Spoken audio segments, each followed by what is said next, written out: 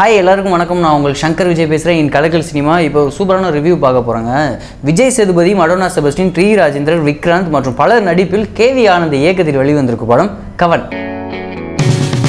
இந்த படத்தோட கதை கவன் அப்படின்னு பார்த்தோன்னா மீடியாங்கிறது வந்து நம்ம லைஃப்பில் எல்லாத்துக்கும் ஒரு சேர்ந்த ஒரு விஷயங்க. நம்ம உணர்வுகளை வந்து மீடியாக்காக நம்ம ஒதுக்குறோம் கூட சொல்லலாம். அந்த மீடியாவுக்குள்ளே நடக்கிற விஷயத்த அப்பட்டமாக வெளியே சொல்கிறதாங்க. முக்கியமாக அந்த மீடியா மக்களை வந்து இந்த சந்தோஷத்துக்காக பயன்படுத்துகிற மக்களை எந்த அளவுக்கு ஏமாத்துது, எந்த அளவுக்கு பொய்யான விஷயங்கள்லாம் பயன்படுத்துகிறாங்க, எந்த அளவுக்கு அரசியலை பயன்படுத்துகிறாங்க, எந்த அளவுக்கு இல்லீகலாக பயன்படுத்துகிறாங்க, அதையும் தாண்டி அந்த மீடியா வந்து எந்த அளவுக்கு நல்லது செய்யுது அப்படிங்கிறத சூப்பராக தெளிவாக சொல்லியிருக்க படம் தாங்க இந்த கவன். இந்த படத்தோட ஹீரோ விஜய் சேதுபதி யதார்த்தமான ஒரு நடிகர், முன்னணி நடிகர். அவர் பண்ணுற கதைகள் எல்லாமே பயங்கரமாக இருக்கும், ஒரு எதிர்பார்ப்பை தூண்டும். அந்த வகையில் இந்த படம் ரொம்ப எதிர்பார்ப்பாக இருந்துச்சு. எப்படின்னா கேவி ஆனந்த் அவர் வந்து அரசியல் சம்மந்தப்பட்ட விஷயம் தாண்டி ஒரு உண்மை சம்பவங்கள் நிகழ்வாக கொடுக்குற ஒரு டைரக்டர்னு கூட சொல்லலாம். அந்த படத்தில் இவர் நடிக்கும் போது எந்த அளவுக்கு இருந்துச்சு அப்படிங்கிற ஒரு எதிர்பார்ப்பை கண்டிப்பாக இவர் ஆக்டிங் மூலம் பூர்த்தி செஞ்சுருக்காருங்க. முக்கியமாக வந்து ஒரு ரிப்போர்ட்டராக ஆக்ட் பண்ணது மட்டும் இல்லாமல் ஒரு ஹீரோ நல்லவர் தான். ஆனால் இவர் வந்து அதாவது அவரோட பாஸ் வந்து, அதாவது மீடியாவோட பாஸ் வந்து தப்பான விஷயங்கள், தப்பான நியூஸ் கிரியேட் பண்ணி போடும்போது இவருக்கு வர கோபங்கள் ஆகட்டும், தன்னோட ஃப்ரெண்ட்ஸ் எல்லாரும் வந்து இவரை ஏமாற்றும் போது உள்ள சில கோபங்கள் ஆகட்டும், அதுக்கப்புறம் அதனால் எதுவுமே பண்ண முடியலையே அப்படின்னு சொல்லி வெறுத்து போகிற விஷயங்கள் ஆகட்டும், ஒரு உண்மையான மனிதராக சூப்பராக சிரிப்பாக நக்கலாக அரசியல்வாதிகளுக்கும் சரி, தப்பான விஷயம் செய்கிற ஊடகங்களுக்கும் சரி, அதையும் தாண்டி மக்களும் விழிப்புணர்வாக இருக்கணும் அப்படிங்கிறவரும் சரி கலந்து ஒரு ஆக்டிங்கை கொடுத்து ஸ்க்ரீனில் ரொம்ப ரொம்ப பக்கபலமாக இருந்திருக்காருங்க விஜய் சேதுபதி. இந்த படம் கண்டிப்பாக வந்து அவர் கரியரில் ஒரு முக்கியமான ஒரு படமாக இருக்கும். அதுக்கப்புறம் மடோனா செபஸ்டின் அவங்கள பற்றி சொல்லணும்னா அவங்களும் ப்ரெஸ் ரிப்போர்ட்டராக விஜய் சேதுபதி ஹீரோயினாக நடிச்சிருக்காங்க. இதில் காதல் காட்சிகள் கம்மியாக இருந்தாலும் தன்னோட காதலர் விஜய் சேதுபதியை வந்து ஒரு பொண்ணு வந்து லவ் பண்ணிடுவாங்க. லவ் பண்ணுறது வந்து யதார்த்தமாக நடக்கும். அந்த விஷயம் வந்து இவங்களுக்கு பிடிக்காம நேரத்தில் கோவப்படுற விஷயங்களை சூப்பராக ஆக்ட் பண்ணியிருக்காங்க. அதே நேரத்தில் விஜய் சேதுபதி கூட இருந்து ஹெல்ப் பண்ணுற விஷயங்கள், அவங்களோட வேலையை கரெக்டாக சூப்பராக ஆக்ட் பண்ணியிருக்காங்க. டி ராஜேந்தர் இவர் வந்து இந்த படத்துக்கு கண்டிப்பாக சொல்லி ஆகணுங்க. ஏன்னா அவ்வளோ ஒரு முக்கியமான ஒரு கேரக்டர் இதில் கண்டிப்பாக பண்ணியிருக்காரு. இவரோட வேலையை இவர் கரெக்டாக சூப்பராக ரியாலிஸ்டியில் அவர் எப்படி இருக்காரு, ரியாலிட்டியில் எப்படி இருக்காரோ அவரோட வாழ்க்கையில் அந்த ஒரு விஷயத்தை எடுத்து சூப்பராக அவரோட பஞ்ச் டைலாக்கு பயங்கரமாக இருக்குது. அதே மாதிரி happy happy new year dance இவர் சாங் வேறு படிக்காரு, மிரட்டி எடுத்துருக்காருன்னு கூட சொல்லலாம். இவரோட டைலாக் எல்லாமே சூப்பராக இருக்குது, மிமிக்ரிலாம் வேறு பண்ணியிருக்காரு. ஒரு என்டர்டெய்னரையும் தாண்டி ஒரு எமோஷனலாக பேசுகிறேன் சனிப்பை சொல்லியானும், எமோஷனலாக பேசுகிற இடத்துல ஃபீல் பண்ணுற அளவுக்கு சூப்பராக இந்த படத்துக்கு பெரிய பக்கபலமாக இருந்திருக்காங்க.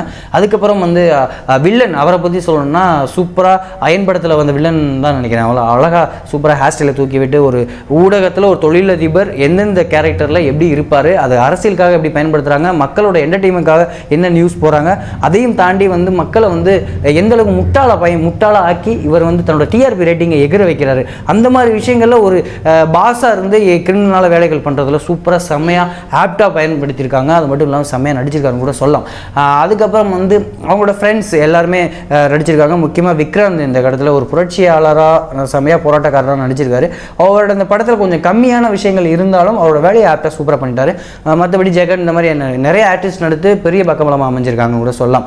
இந்த படத்தில் மியூசிக் டைரக்டரை பற்றி நம்ம சொல்லணுங்க. ஹிப்ஹாப் தமிழா அவரோட மியூசிக், பேக்ரவுண்ட் மியூசிக், ஒரு அரசியல் சம்மந்தப்பட்ட நியூஸாக இருக்கட்டும், ஒரு ஸ்பீடாக ஸ்க்ரீனில் நகர விஷயங்களாக இருக்கட்டும், அதுக்கான விஷயங்களை சூப்பராக அழகாக மியூசிக் போட்டு அந்த happy happy new year song வந்து உண்மையிலே தேட்டரில் பார்க்கும்போது சூப்பராக இருக்குது. பெரிய சப்போர்ட்டாக ஹிப்ஹாப் தமிழா வந்து இந்த படத்துக்கு கை கொடுத்துருக்கோம் சொல்லலாம். இந்த படத்தில் கேமராமேன் அபிநந்தன் ராமானுஜம் இவர் வந்து கவலை வேண்டாம் ஏற்கனவே எடுத்திருந்தார். இது டோட்டலாக சேஞ்ச் பண்ணி இவரோட கேமரா வந்து கண்டிப்பாக ரொம்பவே கை கொடுத்துருன்னு கூட சொல்லலாம். முக்கியமாக இந்த படத்தில் அவருக்கு இன்னொரு சேலஞ்சிங் என்னென்னா, மீடியா சம்மந்தப்பட்ட ஒரு விஷயம் காமிக்கும் போது மீடியாவுக்கு ரொம்ப சப்போர்ட்டாக இருக்குது. முக்கியமான ஒர்க் என்னென்னா கேமரா தான். உள்ள ஒரு விஷயத்தை லைவாக நடக்கிறதையும் நம்மளுக்கு வந்து இவரோட கேமரா மூலமாக சூப்பராக காமிச்சு கொடுத்துருக்காரு. ரொம்ப கலர்ஃபுல்லாகவும் அந்த படத்துக்கு என்ன தேவையோ அதை சூப்பராக பண்ணியிருக்காரு. முக்கியமாக இந்த மீடியாவில் நடக்கிற ப்ரோக்ராம்ஸ் அந்த மாதிரி விஷயங்களை காமிக்கும் போது சூப்பராக ஒரு ரியலாக இருந்துச்சுன்னு கூட சொல்லலாம். அவரோட கேமரா வந்து ரொம்ப சப்போர்ட்டாக இருந்திருக்கு. எடிட்டர் ஆண்டனி பற்றி சொல்லணும். அவர் கண்டிப்பாக அவரோட அந்த ஏன்னா இந்த ஸ்க்ரீன் பிளேக்கு பரபரப்பாக ஸ்பீடாக போகிற ஸ்க்ரீன் பிளேக்கு அவ்வளோ சூப்பராக வந்து ரொம்பவே உதவி இருக்காரு. ரொம்ப சப்போர்ட்டிவாக இருந்தார் ஆண்டனி. ஒட்டுமொத்த டீமுமே வந்து சூப்பராக வேலை வாங்கியிருக்காரு. கேவி ஆனந்த் இவரை பற்றி சொல்லணும்னா கண்டிப்பாக கேவி ஆனந்த் இவரோட படங்கள் எல்லாமே உங்களுக்கு ஏற்கனவே தெரிஞ்சிருக்கும். ஏதோ ஒரு விஷயம் சமூக சார்ந்த ஒரு விஷயமாக தான் இருக்கும். அதை வந்து ஸ்பீடாக சூப்பராக சொல்கிறதுல ஒரு டைரக்டர்னு கூட சொல்லலாம். அந்த விஷயத்தில் ஒரு தைரியமாக அந்த படத்தை எடுத்திருக்காரு. முக்கியமாக மீடியா சம்மந்தப்பட்ட ஒரு விஷயம், மீடியாவுக்குள்ளே நடக்கிறத வெளியே அப்படியே கொண்டு வந்திருக்காரு. மீடியா வந்து தன்னோட டிஆர்பி ரேட்டிங்காக என்னென்ன விஷயங்கள் செய்யும் அப்படிங்கிறத வந்து சூப்பராக காமிச்சிருக்காரு. சாங்ஸ், ரியாலிட்டி ஷோஸில் என்னென்ன நடக்குது, அவங்க டிஆர்பி ரேட்டிங் பண்ணுறதுக்காக என்னென்ன பண்ணுறாங்க, ஏன் இது பண்ணுறாங்க ஒரு விஷயத்தை வந்து அப்பட்டமாக சொல்லியிருக்காரு. அதுக்கப்புறம் ஸ்க்ரீன் பிளே வைஸாக ஃபஸ்ட் ஹாஃபில் வந்து செம்மையாக அந்த விஷயத்தை சூப்பராக கரெக்டாக உள்ள விஷயத்தை எடுத்துகிட்டு வந்து அரசியல்லையும் அது எந்த அளவுக்கு சம்மந்தப்பட்டிருக்கு அப்படிங்கிற ஒரு விஷயத்தையும் உள்ள ஒரு ஆணி அடித்தது மாதிரி சொல்லியிருக்காருன்னு கூட சொல்லலாம். அதுக்கப்புறம் இந்த படத்தில் பெரிய ப்ளஸ் என்னென்னா, மக்கள் இது எல்லாத்துக்குமே காரணம் மக்கள் அப்படிங்கிற ஒரு பாயிண்ட் இருக்குது. ஏன்னா நம்ம தான் எல்லாத்தையும் பார்த்துக்கிட்டே இருக்கோம். அவங்க என்ன சொன்னாலும் நம்புகிறோம், எது போட்டாலும் நம்புகிறோம், எது வேணாலும் பண்ணுறோம், வேறு வழி இல்லை அப்படிங்கிற போது நம்மளோட வீக்னஸை வந்து அவங்க பயன்படுத்திக்கிறாங்க. அந்த வீக்னஸை பயன்படுத்துகிறத வந்து மக்கள் விழிப்புணர்வாக இருக்கணும் அப்படிங்கிறதையும் இந்த படத்து மூலமாக சொல்லியிருக்காரு.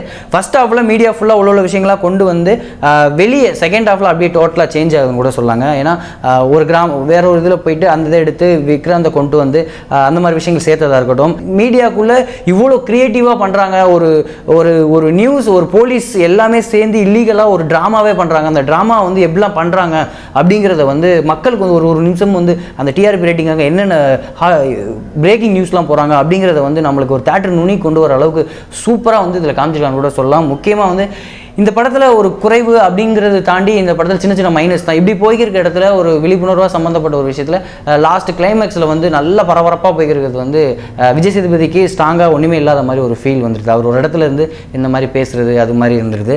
அதே மாதிரி வந்து விஜய் சேதுபதியுடைய ஆளுங்க வந்து மறுபடியும் அங்கே போயிட்டு இருக்கிறது, அதாவது பெரிய பணக்காரரும் பெரிய மீடியாவில் அவ்வளோ டிஆர்பி ரேட்டிங்கில் அவ்வளோ பெரிய இடத்துல இருக்கிறவர் வந்து இவங்களோட ஆள் அங்கே இருக்கிறது தெரியாமல் அந்த வில்லன் இருக்கிறது, இந்த மாதிரி விஷயங்கள் நம்பகத்தன்மை இல்லாமல் இருந்துச்சுன்னு கூட சொல்லலாம்.